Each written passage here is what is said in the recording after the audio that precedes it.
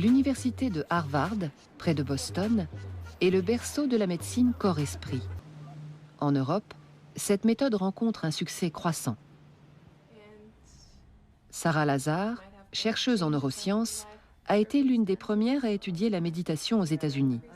Au Massachusetts General Hospital, elle travaille avec la psychologue allemande Britta Holzel sur une question centrale.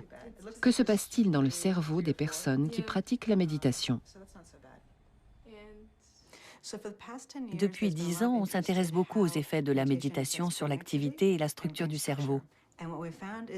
On s'est aperçu qu'une pratique régulière de la méditation provoque des changements dans les connexions à l'intérieur du cerveau et dans la communication intercellulaire.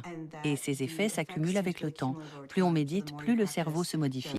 Durant 8 semaines, 16 volontaires ont suivi des cours de méditation et ont fait des exercices quotidiens chez eux.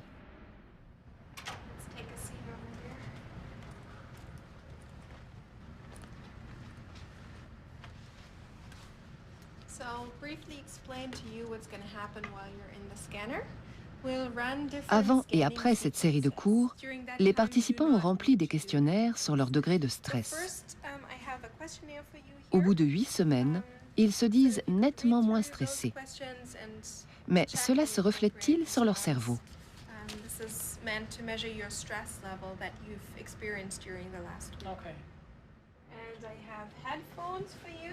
L'imagerie par résonance magnétique, ou IRM, révèle des résultats étonnants. Ceci est un simple appareil test qui vise à préparer le volontaire à la séance d'IRM.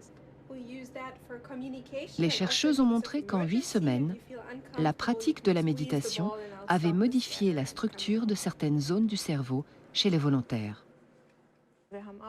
On a fait des examens avant et après la formation à la méditation. Et on s'est rendu compte que l'épaisseur de la matière grise avait augmenté dans certaines régions du cerveau, comme l'hippocampe ici.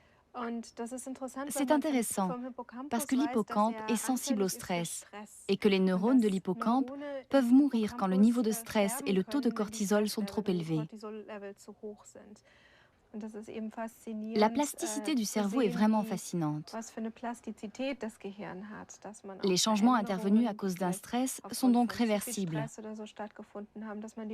Et la matière grise semble se reconstituer.